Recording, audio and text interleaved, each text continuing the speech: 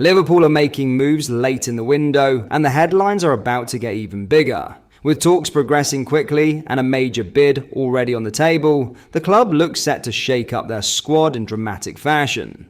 The deal in question has been described as nothing short of blockbuster, and all signs suggest an agreement is now edging closer. Let's break this down in today's video, along with all the other Liverpool news from the last 24 hours. There is so much to discuss in today's video, so be sure to like the video and subscribe to the channel for daily Liverpool content. But first, Alexis Mac Allister is back in training ahead of Arsenal's visit on Sunday after missing the trip to Newcastle with a minor fitness complaint, while there is also good news on Conor Bradley.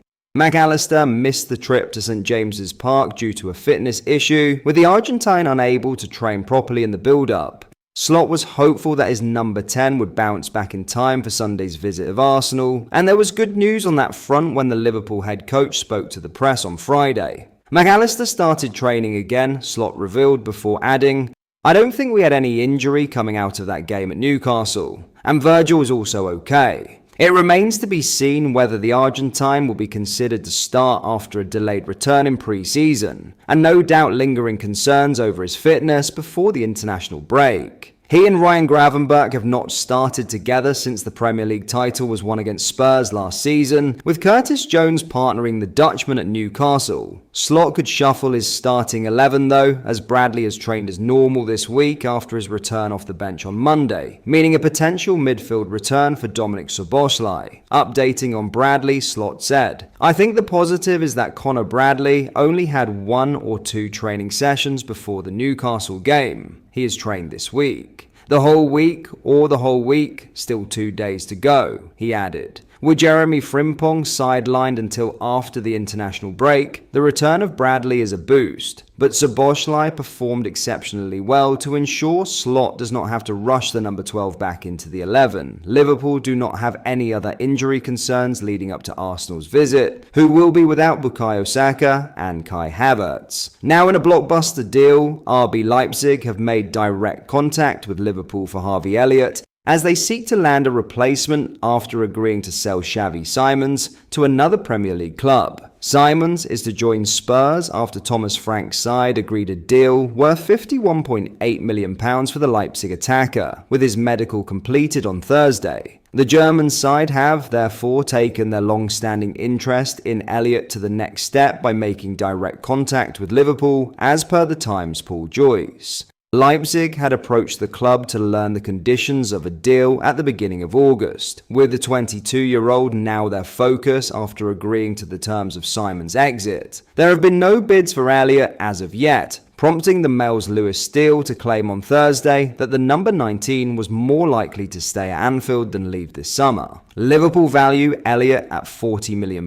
with a buyback clause, or £50 million without, which has seemingly put off potential suitors. Transfer journalist Ben Jacobs has claimed that Liverpool are unlikely to sanction an exit for Elliott unless Alexander Isak joins, or the fee is too good to turn down. There is a growing desire to see Elliott remain at Anfield this season, as Liverpool have not shown an indication that they will directly replace him, with Isak to fill other gaps in the squad. The strength of Liverpool's bench to start the season has been a growing talking point, even with 2 match winners from beyond the 11, and losing Elliott would leave them short if not replaced. Arne Slot can still utilise his versatility across all competitions, and he is a valuable homegrown player. Liverpool and Leipzig have until 7 PM on Monday to reach a decision. All things considered, the ball is firmly in Liverpool's court. Leipzig's admiration for Elliott is clear, but with no formal offer and the Reds reluctant to weaken their options so close to the deadline, a deal looks far from straightforward. Unless a huge bid arrives or Liverpool secure further reinforcements, the expectation remains that Elliott will stay put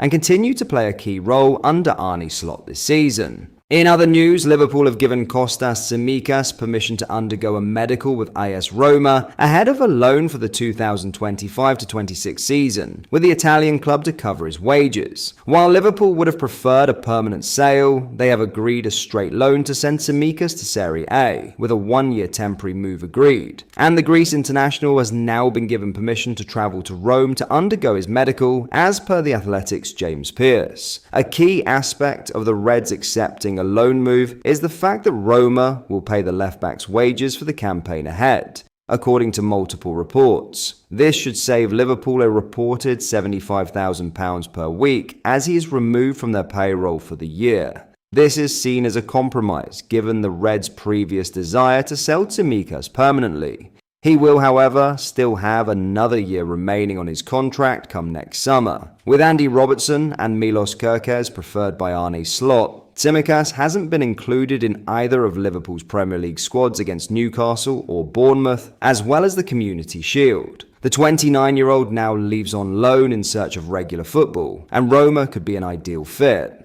While I Giallorossi aren't in the Champions League, a Europa League triumph is a realistic objective, and the slower nature of Italian football could suit Tsimikas. In other news, Liverpool midfielder James Balagizi has departed the club for another spell on loan, having unsuccessfully trialled for a move to Sweden earlier in the summer. Balagizi spent time with Ulster's IF in pre-season, working with the Swedish side during their training camp, and even featuring in a 3-3 friendly draw with IFK Göteborg. But the 21-year-old then returned to Merseyside and continued preparations with Liverpool under-21s, while the club and his representatives explored avenues for an exit. That has now been resolved, with Liverpool announcing a season-long loan deal with Forest Green Rovers, who are in the 5th-tier National League. Managed by Robbie Savage, Forest Green are currently unbeaten at the top of the non-league table, having taken 13 points from their first 5 games. Their director of football, Mark Bowen, has said of the deal,